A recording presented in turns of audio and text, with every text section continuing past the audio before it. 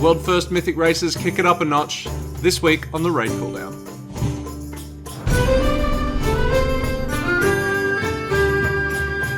That's right, what will go down in one of the most difficult raid tiers in WoW history continues as the Mythic Raiders continue to bounce their heads against those Mythic Castle Nathria bosses.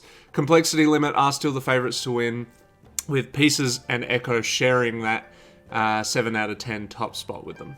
Personally, I've found the race to be kind of thrilling to watch, particularly as the coverage is sort of dispersed and more community-based than it has been in the past, which means sort of, less corporate ads, less sponsorships, and more of a focus on the actual players themselves and the gameplay.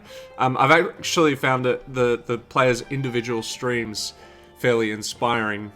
Certainly some of the stuff that these guys do is really informative and helps me, I think, play my class a little bit better. So let us know in the comments who your favourite streamers to watch have been so far. This week also saw some pretty huge changes, some pretty substantial changes to class balance. As always, there will be a Wowhead article in the links below. Make sure you just go to that link, maybe do a Control F for your class to find out how those changes have affected you personally.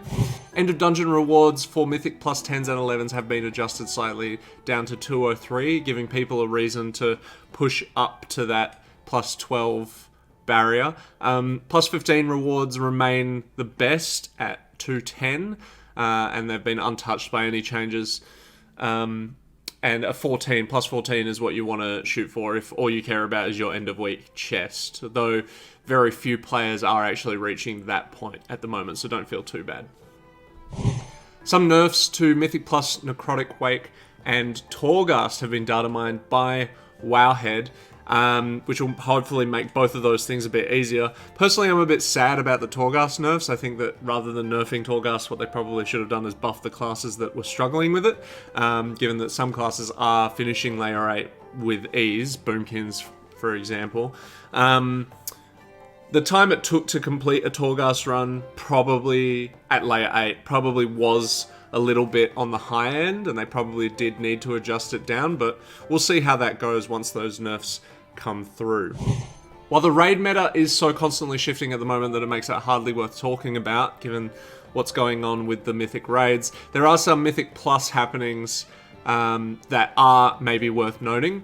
This week, players are getting their first taste of storming the new affix, Mythic Plus affix, at Mythic Plus 7, and while it seems to have been tuned down from what we saw in the beta, it is causing some issues with the Mythic Plus meta already. Melee DPS specs, other than maybe Unholy DKs who are overperforming probably at the moment, are struggling to find pickup groups, as it is simply just safer to take some ranged DPS, particularly Hunters and Boomkins.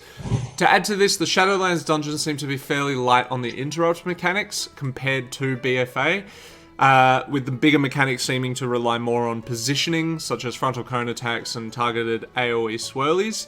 This makes it relatively inconsequential to just bring 3 ranged DPS, as the shorter interrupt cooldowns aren't really that necessary. And even if you do find yourself in a situation where they are necessary, you can always bring a Resto Shaman or an Elemental Shaman. So, hopefully the balancing team and tuning team consider this into the future, and in the meantime, I had better go level my Shaman. That's your cooldown for this week, folks. Remember to like the video and subscribe to the channel. It really does help us beat that algorithm boss. A quick note about the holidays as well. There won't be any content on the channel until January. I'm going to spend some time with my loved ones and playing the game. Shadowlands is in a really good spot right now, and I hope you're all enjoying it. My name's Spit, and I'll see you all in the new year.